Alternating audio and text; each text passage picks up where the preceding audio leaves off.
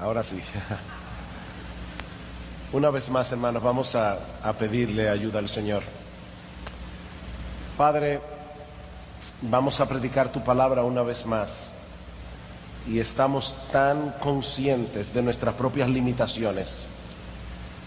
Señor, sabemos que si tú no edificas la casa, es en vano el trabajo de los edificadores. Venos, Señor, y concédenos el gozo, el privilegio, la alegría de poder exaltar a Cristo en esta exposición de tu palabra, porque te lo pedimos en su nombre y para su gloria. Amén y amén.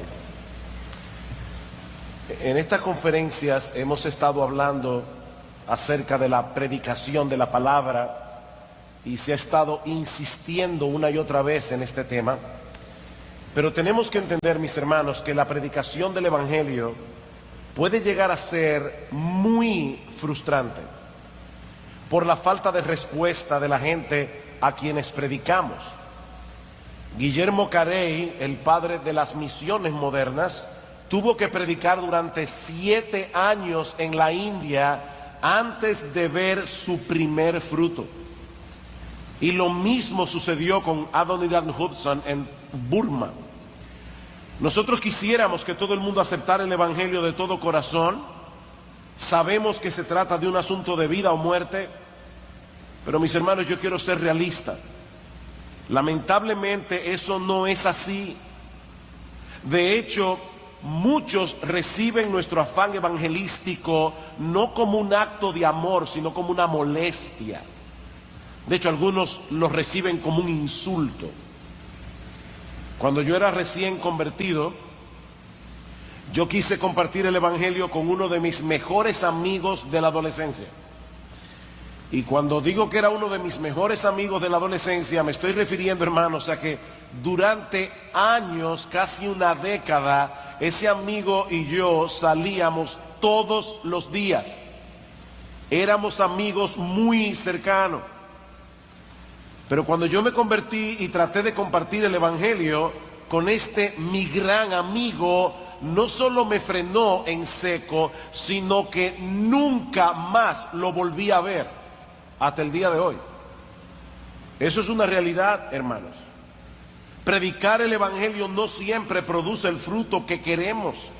Esa es una de las enseñanzas que nosotros encontramos en la famosa parábola del sembrador, que no vamos a estudiar esta tarde, vamos a estudiar otras parábolas en la tarde de hoy. Pero el Señor Jesucristo compara a los que predican el Evangelio con aquellos que salen a sembrar la semilla de la palabra de Dios. Pero esa semilla no siempre cae en una buena tierra y por lo tanto esa semilla no siempre da fruto. Cristo dice, algunos tienen un corazón muy endurecido, otros son muy superficiales, otros tienen tantas preocupaciones por las cosas de este mundo que ahogan la palabra, y en otros casos todas las anteriores, ¿verdad? Pero esa no es toda la historia. Esta parábola también nos enseña que por la gracia soberana de Dios, muchos corazones son preparados para que la palabra penetre y para que la palabra fructifique a 60, a 30 y a 100 por uno. Así que debemos predicar la palabra de Dios, porque ese es el instrumento poderoso que Dios ha de usar para obrar en el corazón de los hombres. Ese es el instrumento que Dios va a usar para establecer su reino en la tierra. Y eso es lo que vemos en las parábolas que vamos a estudiar en esta tarde. Los invito a ir conmigo a Marcos capítulo 4. Evangelio de Marcos capítulo 4. Y me gozo en poder ahora exponer un pasaje de la palabra de Dios en una forma expositiva, porque en la hora anterior, irónicamente, estaba predicando acerca de la predicación expositiva en una predicación no expositiva. Pero ahora quiero que veamos Marcos capítulo 4. Evangelio de Marcos capítulo 4, vamos a ver los versículos 21 al 34. Hay 3 parábolas aquí que nos muestran el poder de la palabra, tanto en el avance como en el crecimiento del reino.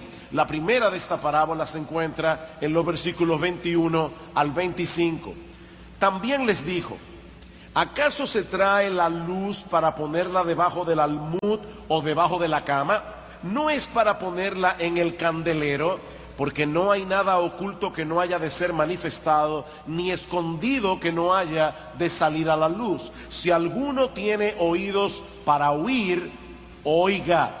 Les dijo también: mirad lo que oís, porque con la medida con que medís os será medido, y aún se os añadirá a vosotros los que oís, porque al que tiene se le dará, y al que no tiene, aún lo que tiene le será quitado.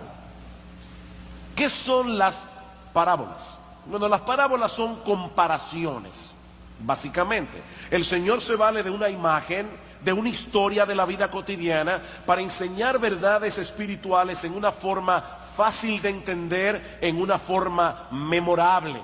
Sin embargo, hermanos, tenemos que notar, porque de lo contrario no vamos a entender este pasaje, tenemos que notar que las parábolas también tienen el propósito de oscurecer esa misma verdad que se quiere dar a conocer cuando la persona está predispuesta en contra de la verdad. De manera, mis hermanos, que las parábolas revelan y ocultan la verdad al mismo tiempo. Esa misma comparación, esa misma ilustración, que para algunos puede resultar sumamente didáctica, esclarecedora, para otras personas es una especie de acertijo. En ese sentido podemos decir que las parábolas son un medio de gracia para los creyentes, pero son una señal de juicio para aquellos que desechan la verdad en contra de toda evidencia. Noten lo que dice el Señor en el capítulo 4, versículo 10, cuando el Señor da la parábola del sembrador. Los apóstoles y sus discípulos le preguntan en privado acerca de la parábola. Y escuchen esto, estas son palabras duras de parte de Cristo. Cuando estuvo solo, versículo 10, los que estaban cerca de él con los 12 le preguntaron sobre la parábola.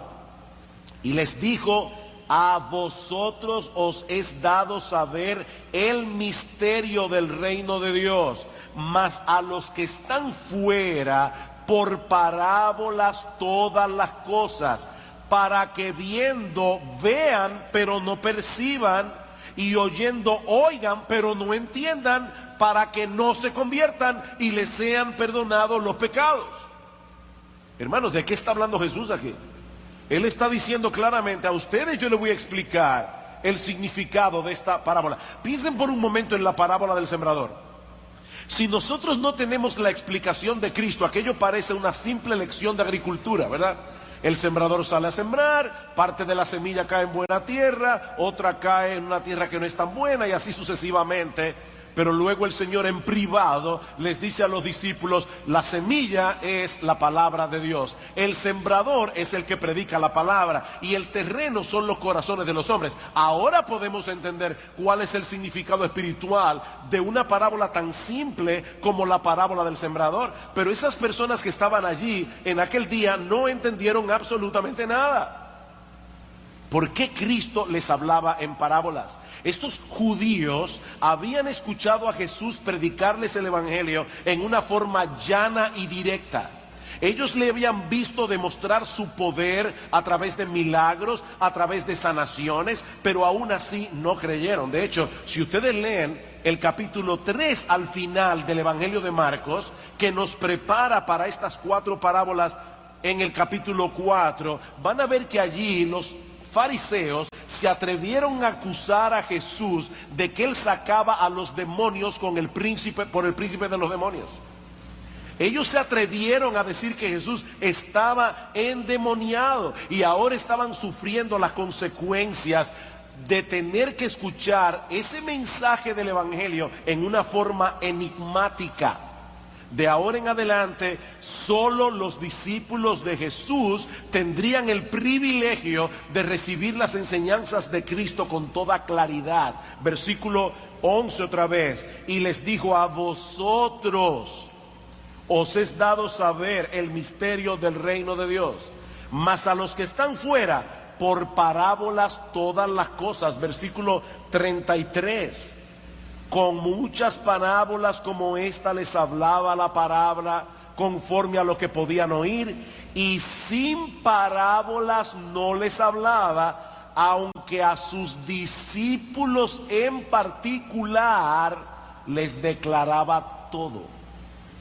A los discípulos en particular, y esto es importante, los discípulos de Cristo, los creyentes, tenían el privilegio de recibir la ayuda que ellos necesitaban para poder entender las enseñanzas de Jesús. Pero ese privilegio era también una gran responsabilidad, y eso es básicamente lo que el Señor nos enseña en esta primera parábola. Versículo 21 otra vez.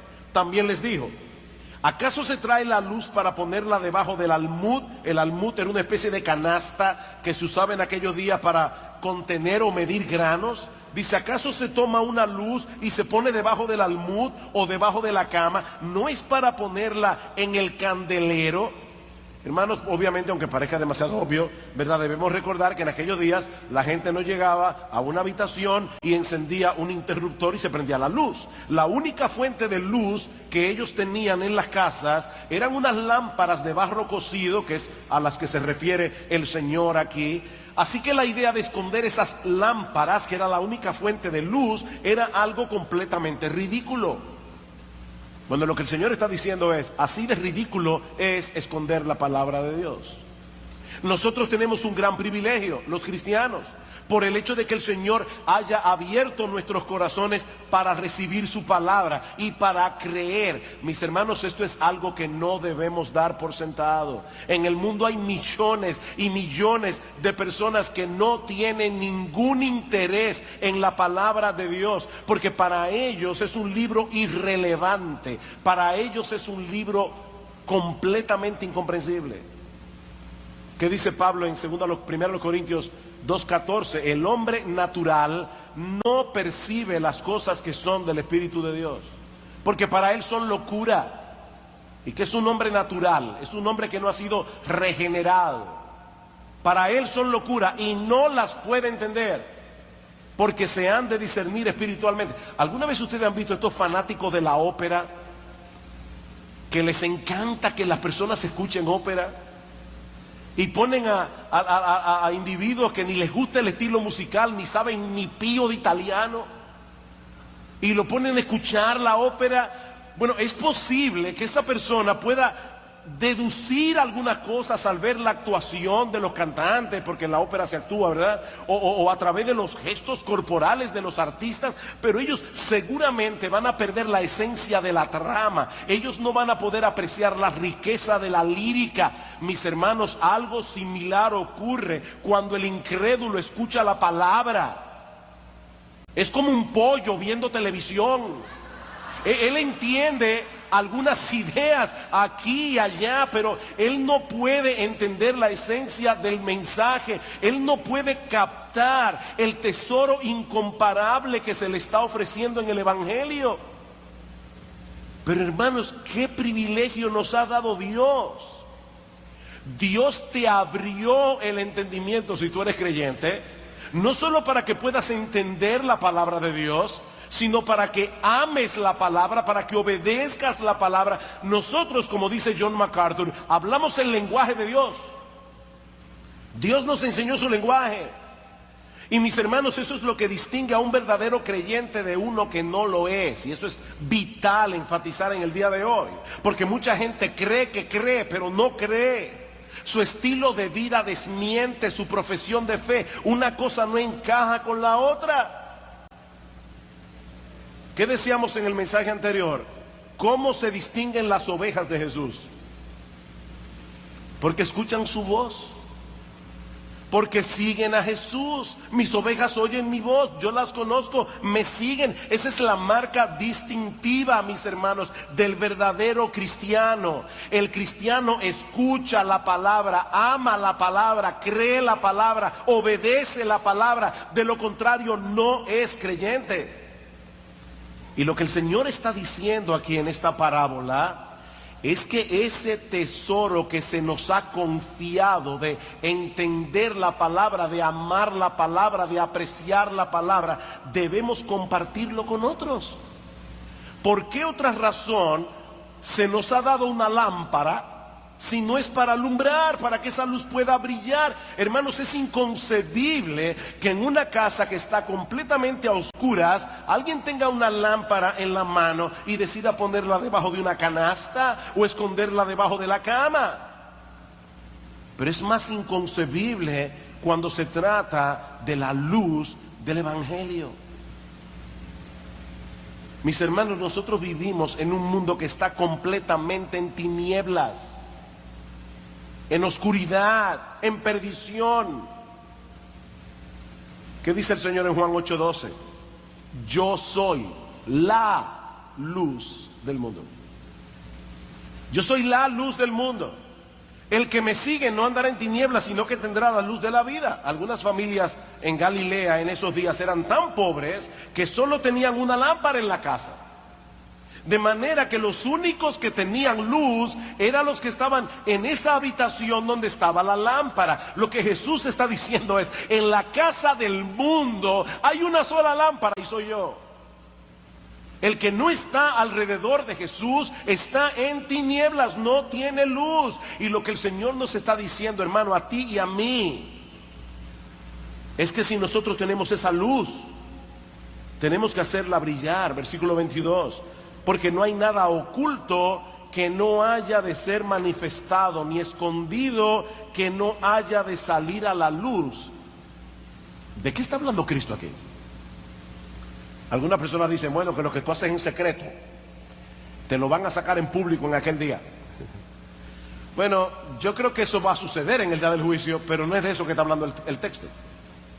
Cristo no ha cambiado de tema. Él está hablando de esa luz que debemos hacer brillar. Recuerden, hermanos, el contexto que yo acabo de darles. Por un tiempo, dice Cristo, esta luz estuvo reservada únicamente para los discípulos. Solo a ustedes les explico las cosas, a los demás en parábolas, pero no siempre iba a ser así. Iba a llegar el día cuando nuestro Señor Jesucristo iba a morir en la cruz, iba a resucitar al tercer día y le iba a dar una gran comisión a la iglesia. ¿Y cuál era la comisión? Esa luz que yo les he entregado a ustedes, esa luz que yo he puesto en las manos, no era para que siguiera oculta para siempre. Ahora ustedes deben llevarla al mundo entero. Esa luz tiene que iluminar el mundo entero. Cuando tú guardas una cosa valiosa y la pones en un lugar seguro, pregunta, ¿es para dejarla ahí para siempre o para sacarla en el momento oportuno? Piensa en la Navidad, ¿verdad? Uno a veces, los que son muy previsores, compran los regalos de los niños desde septiembre. Y esconden los regalos y lo dejan ahí en un lugar. ¿Y para qué tú escondes el regalo que le vas a dar a tu hijo en Navidad? Bueno, porque tú quieres sacarlo en el momento oportuno. Ahora, imagínese un papá que dice, wow, le compré una bicicleta de Navidad a mi hijo, pero como yo tengo temor de que la estropee, la voy a dejar ahí para siempre. Eso no tiene sentido. Lo que nunca será visto ya no está escondido, está perdido, dice alguien. Y eso es lo que no debemos hacer con el tesoro del Evangelio. Luego de la muerte y resurrección del Señor Jesucristo, los creyentes debemos predicar el mensaje de salvación abiertamente en todo el mundo. Esa fue la gran comisión que el Señor nos dejó. Id y haced discípulos a todas las naciones. Mi hermano, déjame hacerte una pregunta. ¿Te ha dado Dios a ti el privilegio de entender su palabra? ¿Tú entiendes por lo menos el mensaje esencial del Evangelio cuando tú lees las Escrituras? Para más privilegio, ¿te ha dado Dios la oportunidad de ir a una iglesia donde los que predican te explican el verdadero mensaje de las Escrituras? ¿Te ayudan a entender mejor las Escrituras? Dice el salmista en el Salmo 119, 130, la exposición de tus palabras imparte luz, alumbra, da entendimiento a los simples. Pregunta otra vez, ¿tú recibes luz a través del púlpito cuando es expuesta la palabra de Dios? Si tu respuesta es afirmativa, te tengo otra pregunta. ¿Alguna vez has considerado el hecho de que eso que Dios te ha dado es al mismo tiempo un privilegio y una responsabilidad? Es un privilegio y es una responsabilidad. El Señor nos pide que hagamos una buena mayordomía de esa luz que Él nos da, de su palabra, a través de diferentes medios. Esa luz debe brillar a donde quiera que estemos. El Señor no nos ha dado la responsabilidad de convertir a nadie. Y eso es importante. Óyeme, tú no tienes la responsabilidad de convertir a nadie. Eso solo lo hace Dios. Pero Él sí te ha dado la responsabilidad de hacer brillar la luz del Evangelio donde quiera que podamos hacerla brillar. Y noten la seriedad con que Cristo trata este asunto. Versículo 23. Si alguno tiene oídos para oír, oiga, no todos tienen oídos para oír la verdad de Dios. Pero si Dios en su gracia te ha dado oídos para oír, ahora es tu responsabilidad escuchar con atención lo que Él te dice en su palabra para ponerlo por obra, y en este caso particular para hacer que esa luz pueda brillar. Versículo 21 y 22 otra vez. ¿Acaso se trae la luz para ponerla debajo del almud? ¿O es para hacerla brillar? El que tiene oídos para oír, oiga mi advertencia, dice el Señor. Haz brillar la luz. Si tú escuchas la palabra y no haces lo que Él te dice, entonces no escuchaste realmente lo que Él te está diciendo. Padres, ustedes salen de la habitación y ven en el piso una toalla mojada, y le dices a tu niño de 10 años: fulanito, hay una toalla mojada en el piso. Y tu niño saca la cabeza y dice: sí, papi, hay una toalla mojada en el piso. ¿Él realmente te escuchó? ¿Te escuchó como Él debía escucharte? O sea, cuando tú dices: fulanito, hay una toalla en el piso, ¿tú lo dices para que conste en boca de 2 o 3 testigos la posición de la toalla? ¿O tú lo hiciste para mover a tu hijo a recoger la toalla mojada del piso? Si tú no haces lo que escuchaste, en realidad no escuchaste. Por eso es que Cristo nos invita a escuchar la palabra con atención para poder entenderla lo mejor que podamos. Versículo 24 dice: les dijo también: mirad lo que oís, porque con la medida con que medís os será medido, y aún se os añadirá a vosotros los que oís. Cuidaos lo que oís. En otras palabras, escuchen con atención para que puedan tener un entendimiento claro de la verdad. No se dejen distraer por nada cuando estén leyendo o escuchando la palabra de Dios predicada. ¿Saben por qué? Porque es Dios mismo el que te está hablando a tu corazón. Y yo leí ese pasaje y pensaba: wow, el Señor sabía que Steve Jobs iba a inventar el iPhone. El Señor sabía que mucha gente iba a comenzar a ir a la iglesia con sus teléfonos inteligentes y con sus tabletas y con sus iPads, y que iban a leer la Biblia en sus dispositivos móviles. Y por si acaso, yo prefiero venir a la iglesia con mi Biblia a lo antiguo. Pero si usted viene con su tableta, no hay problema. Lo único que te quiero advertir es que cuando tú tienes una tableta y se está conectada con internet o con un teléfono inteligente, tiene problemas, porque esta Biblia mía no me envía notificaciones de WhatsApp. Esta Biblia no me dice que me llegó ningún correo electrónico. Esta Biblia no me sale, me manda un mensaje tan importante como a ver cuántas personas le dio like en mi Facebook al último comentario que yo puse. Mi Biblia no hace nada de eso. Y lo que te estoy diciendo, mi amado hermano, es que cuando estamos frente a la palabra de Dios, ya sea leída o predicada, estamos frente a Dios mismo, hablándonos de tú a tú. Y tenemos que poner toda atención. Por eso dice Cristo aquí, oigan qué advertencia: mirad lo que oís, porque con la medida con que medís os será medido, y aún se os añadirá a vosotros los que oís. ¿De qué está hablando Cristo aquí? Lo que el Señor está diciendo, hermanos, es que hay una bendición de parte de Dios en el esfuerzo de entender la palabra. Si escuchas la palabra con atención y la recibes con fe y con un corazón sumiso y obediente, ¿sabes lo que va a pasar? El Señor se va a encargar de bendecir ese esfuerzo, dándote un entendimiento cada vez mayor. Él te va a bendecir. Dice en Proverbios 9:9, da instrucción al sabio y será más sabio. Enseña al justo y aumentará su saber. La forma como tú respondas a la verdad que Dios te permita conocer determinará cuán abundante será la medida que te será concedida. Es así de simple. ¿Y sabes qué producirá ese mayor conocimiento de la verdad?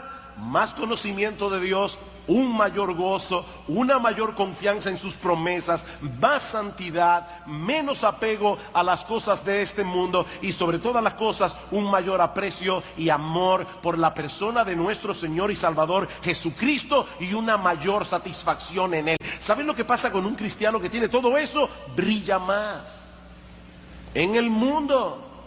La bendición de Dios, mis amados hermanos, sobre nuestras vidas no será proporcional a la medida de nuestra atención a la palabra. Lo que Cristo nos está prometiendo aquí es que será desproporcionalmente mayor. Desproporcionalmente mayor. Vean el versículo 24 otra vez. Mirad lo que oís, porque con la medida con que medís os será medido, y aún se os añadirá más a vosotros los que oís. Dice un comentarista, esta es una bondadosa promesa de que el beneficio será aún mayor que el esfuerzo requerido. ¿Oyeron eso? El beneficio será mayor que el esfuerzo requerido. Dios, en su generosidad, dará al oidor diligente una bendición que será más grande en proporción, más de lo que con justicia podríamos esperar. Versículo 25. Pero esto tiene una moneda de dos caras, porque al que tiene se le dará, y al que no tiene, aún lo que tiene le será quitado. Aquel que ha recibido los beneficios que vienen a nosotros a través de un oído diligente, seguirá recibiendo cada vez más y seguirá brillando cada vez más. Pero si dejas de poner atención a la palabra de Dios, las capacidades que ahora tienes se irán atrofiando y tarde o temprano terminarás perdiendo aún lo que ahora tienes. Es una pena, yo tengo 34 años como pastor en nuestra iglesia. ¿Qué pasó? No es que es una pena que tengo 34 años, no voy a decir ahora que tengo la pena. La pena es, hermanos, que en esos 34 años, a través de toda nuestra historia, yo he visto a muchos creyentes pasar por ese proceso. Personas que en un momento dado eran hombres que estaban ardiendo, mujeres que estaban ardiendo para el Señor. Ahora uno no sabe ni siquiera si son creyentes. ¿Qué pasó ahí? Comenzaron a descuidarse, y aún lo que tuvieron una vez ya no lo tienen. Esa es la advertencia del Señor aquí. Y es probable que al final de la historia nos demos cuenta que tales personas nunca fueron verdaderas ovejas de Cristo, porque recuerda que la marca distintiva de la oveja del Señor, ¿cuál es? Oye su voz y le sigue. Pero aún nos restan dos parábolas aquí que veremos más brevemente. Ya el Señor nos ha dicho que debemos compartir la luz que recibimos de la palabra. Pero ahora el Señor quiere mostrarnos que esa palabra opera misteriosamente en el corazón de los hombres, para que no caigamos en el error de medir los resultados por lo que nuestros ojos pueden ver. Versículo 26. Decía además, así es el reino de Dios. como cuando un hombre echa semilla en la tierra y duerme y se levanta de noche y de día y la semilla brota y crece sin que él sepa cómo. Porque de suyo lleva fruto la tierra, primero hierba, luego espiga, después grano lleno en la espiga, y cuando el fruto está maduro, enseguida se mete la hoz, porque la siega ha llegado. Y la siega de la que se habla allí no es el fin del siglo, no es el juicio final. La siega es la cosecha del fruto que produce la palabra predicada. En la parábola anterior, el Señor había comparado la verdad de su palabra con la luz de una lámpara. Aquí la compara con una semilla. Yo no sé cuántos de ustedes alguna vez han tratado de plantar un huerto, pero una de las cosas que se requiere para plantar un huerto es paciencia. Porque una vez tú plantaste la semilla en la tierra, comenzó un proceso que tú no controlas y un proceso que no se puede ver hasta que la planta crece. Esa es la enseñanza del versículo 27. Cuando dice el Señor aquí que el sembrador duerme, se levanta de noche y de día, la semilla brota y crece sin que él sepa cómo. Él siembra la semilla, pero luego él no sabe cómo es que crece, porque eso ya no depende de él. La semilla, mis hermanos, tiene su propio poder reproductivo. Y es sorprendente, de verdad, ver el tamaño de la planta que puede llegar a salir de una pequeña semilla y todos los frutos que esa planta va a poder producir cuando el árbol crezca. La semilla es uno de esos elementos comunes y al mismo tiempo extraordinarios de la naturaleza. Yo no sé si alguna vez se han puesto a pensar en eso, hermano, pero dentro de una semilla está encerrado todo el potencial que esa semilla necesita para reproducirse a sí misma y para fructificar. Y Cristo está diciendo lo mismo ocurre con la palabra de Dios. Siembra la palabra a través de la predicación, luego Dios se encargará de hacerla crecer en los corazones como Él quiera y cuando Él quiera. Leí una historia hace mucho tiempo de un granjero llamado Luke Short. Es una historia famosa, una historia verídica. Este granjero Luke Short salió de Inglaterra hacia Nueva Inglaterra. Cuando llegó a cumplir los 100 años de edad, Luke Short estaba bastante vigoroso y fuerte, pero él no disfrutaba de la paz con Dios. Un día este hombre está sentado en su campo y está reflexionando sobre su larga vida. Y de repente, mis hermanos, este hombre recordó un mensaje que él había oído un poquito de tiempo antes de partir, de embarcarse desde Inglaterra, un sermón que había escuchado del predicador John Flavel, para decirlo en español, cuando Luke tenía 15 años de edad. E increíblemente, hermanos, el horror de morir bajo la maldición de Dios fue tan fuerte que allí mismo se convirtió al Señor 85 años después de haber escuchado ese sermón. Tú nunca sabes cómo es que va a obrar la palabra. Dios se la luce a veces, hermanos. Dios tiene forma tan extraña de obrar. Leí el testimonio de un pastor a quien conozco personalmente. Voy a reservarme el nombre, pero el hijo de este pastor había sido rebelde, salió de la casa, vivió una vida bien perdida. Y dice él que un día él estaba en el trabajo y una compañera de trabajo le envió un texto de Romanos, pero no decía cuál era el texto. Así que él dice, wow, yo sé que yo he leído ese texto en la carta de Pablo a los romanos, pero no me acuerdo dónde estaba el texto. Así que él decide irse a la casa y comenzar a leer la carta a los romanos para encontrar el versículo que la amiga de trabajo le había citado. Pero antes de llegar a la casa, pasó por una licorería y compró una botella de alcohol. Luego pasó por donde un tipo que vendía marihuana y compró un paquete de marihuana. Así que él llegó a la casa, comenzó a leer Romanos, a beber alcohol y a fumar marihuana. Dice, cuando iba por el capítulo 10, yo estaba borracho, endrogado y convertido. ¿Quién entiende eso? ¿Quién entiende eso? Hermanos, Dios obra de maneras misteriosas. Nosotros simplemente sembramos la palabra. La palabra tiene un poder increíble. Yo planté, Apolos regó, pero Dios ha dado el crecimiento. Así que ni el que planta ni el que riega es algo, sino Dios que da el crecimiento. Mis hermanos amados, nuestra labor es plantar la palabra, la de Dios, es hacerla germinar en el corazón. Y repito, cuando Él quiere y como Él quiera. ¿Saben lo que pasa cuando nosotros olvidamos ese principio tan sencillo de la palabra de Dios? Que tarde o temprano vamos a comenzar a buscar la manera de manipular los resultados. Estoy sembrando la semilla, estoy predicando el evangelio, pero yo no veo mucha gente en la iglesia.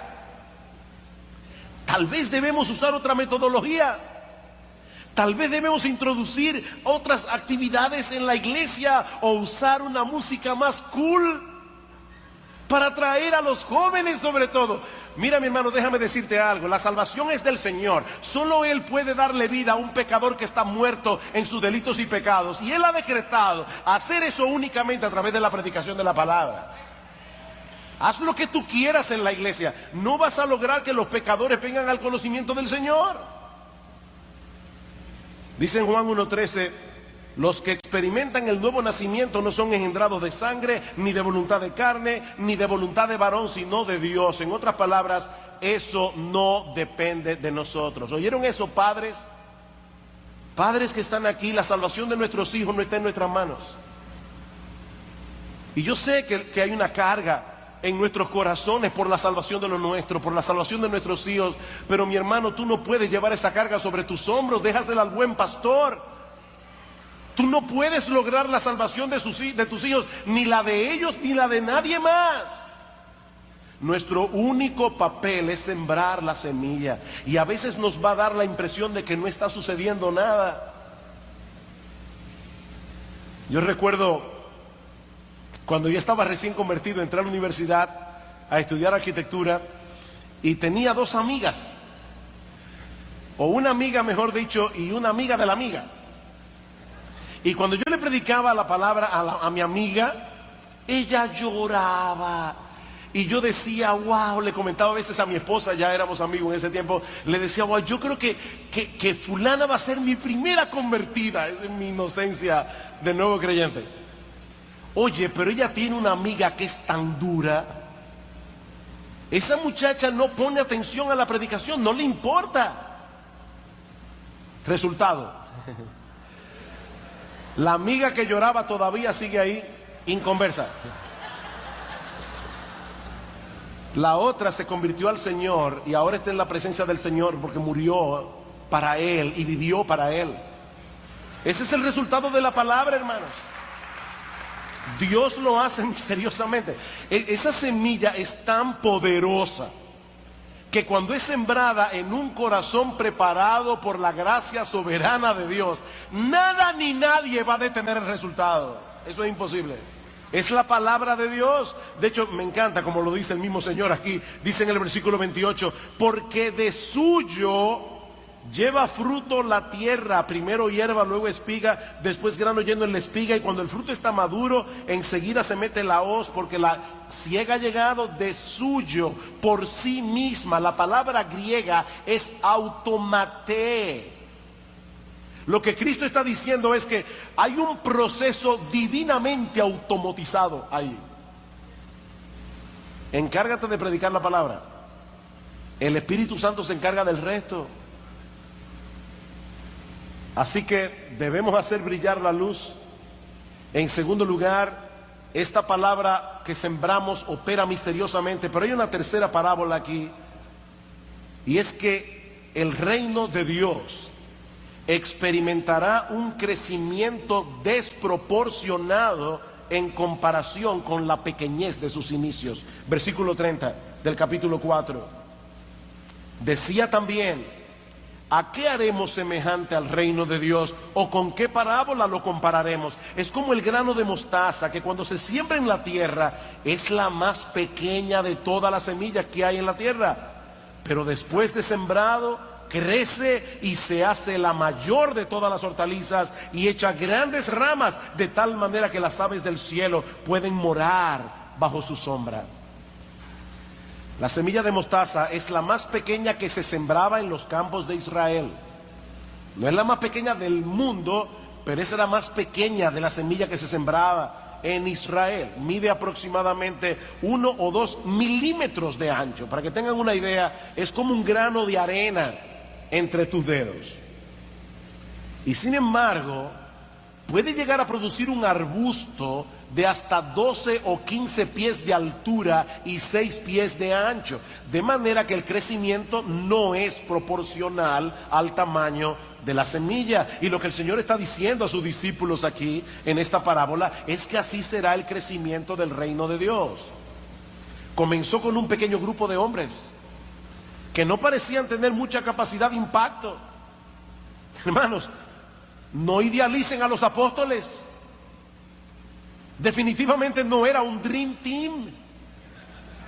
O sea, pensar que Cristo de verdad iba a impactar el mundo con esos 12 hombres, eso era increíble. Y sin embargo el Señor está diciendo aquí, ese reino mío va a experimentar tal crecimiento que va a abarcar todas las naciones de la tierra. Y esa parece ser la idea del versículo 32, cuando dice que se hace grande árbol y vienen las aves para morar bajo su sombra. Esas aves del cielo, en el capítulo 17 del libro de Ezequiel, se profetiza que el Señor tomaría una pequeña rama, la plantaría en el monte de Israel y que llegaría a ser un cedro tan majestuoso que debajo de él se anidarían toda clase de aves. Y más adelante en Ezequiel 31:6 dice que esas aves son las distintas naciones de la tierra. Ahora, imagínense, mis hermanos, lo alentadora que debió ser esta parábola a los discípulos en Marcos 4. Ellos habían dejado todo para seguir a Jesús, el Mesías, ¿verdad? Que supuestamente había venido a implantar el reino de Dios en la tierra. Pero hasta ese momento el programa de conquista no parecía muy exitoso. Ellos sabían que aunque Jesús atraía a mucha gente, los discípulos que eran verdaderos discípulos eran muy pocos. La mayoría de esa gente estaba allí buscando algún beneficio temporal. Muy pocos estaban interesados en la salvación de sus almas y mucho menos deseosos de someterse a la autoridad suprema del Señor Jesucristo. Y de paso, es de eso que se trata el reino de Dios. El reino de Dios es esa esfera en la que el Señor ejerce su autoridad en el corazón de hombres y mujeres que desean hacer su voluntad. Hombres y mujeres que se someten a la autoridad de Jesús gozosa y voluntariamente. Así que es probable que algunos de los discípulos estuvieran confundidos ahora. Ven acá, el Señor vino a implantar un reino, pero este grupo no crece. Al menos no lo suficiente como para poder conquistar a la nación de Israel y mucho menos al mundo. Pero Jesús los exhorta en esta parábola a tener paciencia, a seguir perseverando en la fe y a confiar en el poder del Evangelio. El crecimiento del reino será como la semilla de mostaza, completamente desproporcional en comparación con la pequeñez de sus inicios. Nadie hubiera podido imaginar que ese pequeño grupo de discípulos de Jesús iba a impactar el mundo como lo hicieron. Pero mis hermanos, las evidencias están allí. La iglesia de Cristo no solo ha tenido un crecimiento descomunal a través de la historia, sino que el cristianismo sentó la base para la civilización occidental, por más que esa civilización ahora quiera negar sus orígenes. Pero ¿saben qué es lo más hermoso, lo más glorioso de todo esto? Que cuando la historia llegue a su final, nosotros veremos lo mismo que Juan vio en aquella visión en Juan 7:9.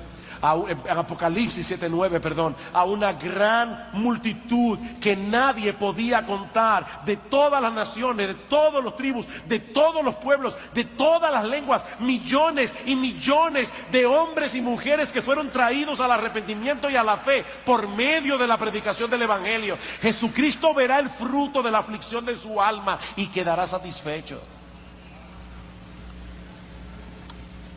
Queridos hermanos, nuestra responsabilidad no es mejorar el plan de Cristo para la expansión de su reino en el mundo. Esa no es nuestra responsabilidad. Nuestra responsabilidad es obedecerle a Él, proclamando su palabra. Esa luz debe brillar, esa semilla debe ser sembrada. Y Él no ha prometido enviar ángeles a hacer eso. Él encomendó esa tarea a personas comunes y corrientes como tú y como yo. De paso, una nota a los predicadores y pastores que están aquí. En República Dominicana se da el fenómeno de que se celebran muchas conferencias en el año. Y vienen muy buenos predicadores y damos gracias a Dios por eso. El año antepasado estuvo allí el pastor Steve Lawson, estuvo John MacArthur, ha estado John Piper. ¡Qué bueno! Nos gozamos en eso. Pero pastores, Cristo no está edificando su iglesia a través de pastores conocidos. Cristo está edificando su iglesia a través de pastores ordinarios, hombres que probablemente nadie conoce, hombres que no tienen mensajes en YouTube, hombres que no tienen blog, pero que están haciendo la obra de Dios. Cristo no necesita celebridades para hacer su obra. Él está trabajando a través de hombres ordinarios para hacer a través de ellos una obra extraordinaria. Nosotros tenemos que sembrar la palabra, nosotros tenemos que hacer brillar la luz de la palabra. Tú donde estás, hombre, mujer, donde quiera que estés, predica el evangelio, da a conocer a Cristo, habla de Cristo, habla del evangelio. Y Dios se encargará del resto. Tal vez tú te ves muy débil, pero es que eso no depende de ti. Eso no depende de mí, es la palabra que tiene poder. No eres tú, no soy yo. Es la palabra de Dios que es poderosa. Y ahora yo te pregunto, mi amado hermano, mi amada hermana, ¿qué estás haciendo tú con la verdad de la palabra de Dios que el Señor te está permitiendo conocer? ¿Qué estás haciendo con eso? ¿Qué tanto esfuerzo estás haciendo en dependencia de su espíritu para entender mejor esta palabra? Para poner por obra la palabra. Recuerda lo que alguien dijo una vez: la verdad recibida y asimilada aumenta nuestra capacidad para recibir más verdad. Al que tiene se le dará más. Al que no tiene, aún lo que tiene le será quitado. Y por lo tanto eso aumenta nuestra capacidad de brillar. Ahora, quizás la pregunta más importante que yo te puedo hacer en esta tarde es esta última. Mi hermano, ¿qué tan precioso es Cristo para ti? ¿Qué tan precioso es Cristo para ti? ¿Qué tanta pasión hay en tu corazón hacia Él? Porque esto es un círculo virtuoso, no vicioso. Cuando tú te conviertes al Señor, Dios te da amor por su palabra, solo porque te das cuenta que en ella te revela a Jesús y al Evangelio. En la medida en que tú te esfuerzas por entender la palabra, poner por obra la palabra, Dios te bendice más allá de toda proporción, dándote más entendimiento de la palabra y consecuentemente más satisfacción en Jesús. ¿Y sabes lo que ocurre cuando tú tienes más satisfacción en Jesús? Que tienes un mayor deseo de seguir conociéndolo en la palabra y darlo a conocer a otros también. ¿Es eso lo que está pasando en tu vida, mi hermano? ¿O es al revés? ¿Tú puedes recordar otros momentos de tu vida cristiana en lo que tú tenías más pasión por Cristo que la que tienes ahora? Otros momentos de tu vida cristiana en que tú nunca habrías tenido que escoger entre ver el Facebook o hacer tu devocional. Como hay un pastor amigo mío que dice: deja el famoso Facebook y pon tu face en el book.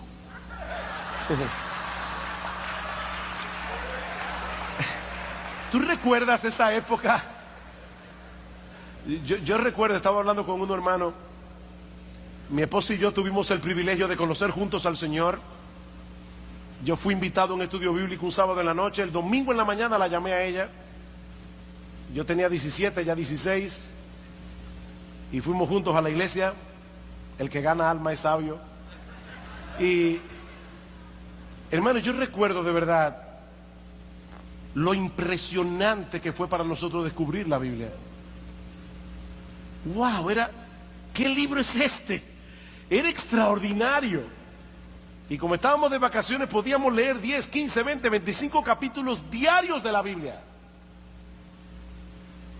Han pasado los años. ¿Y saben qué, mis hermanos? Yo aprecio la Biblia 1000 veces más ahora que lo que la apreciaba en aquella ocasión, porque ahora la conozco mejor, ahora conozco mejor mi salvación, ahora conozco mejor mi evangelio, ahora conozco mejor lo que Jesús ha hecho por mí. ¿Dónde tú estás, mi hermano? Ay, pastor, mire, mi vida espiritual ahora mismo está tan decaída que a veces yo me pregunto si yo soy creyente o soy un inconverso que creía que era creyente. Honestamente, pastor, yo no sé dónde estoy. Mira, si esa es tu condición, te tengo una buena noticia.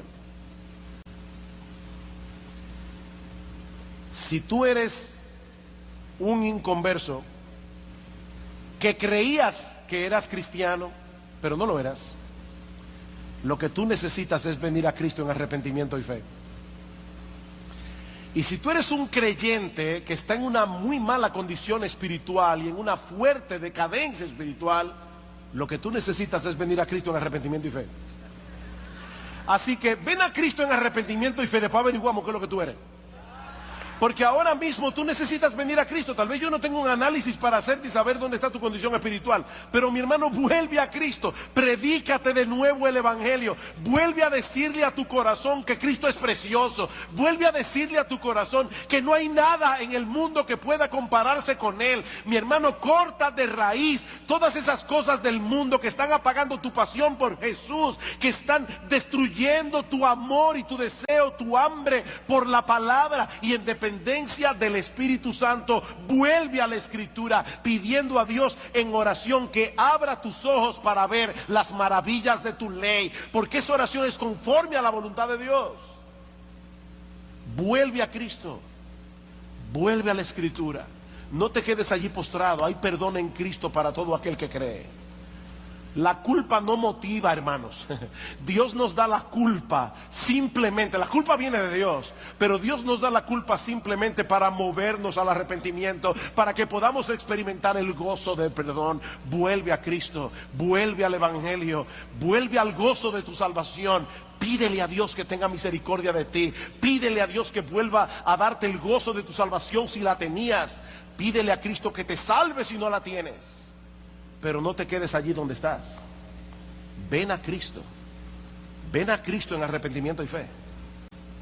Porque Él ha prometido que Él no echará fuera a nadie que venga a Él clamando por misericordia.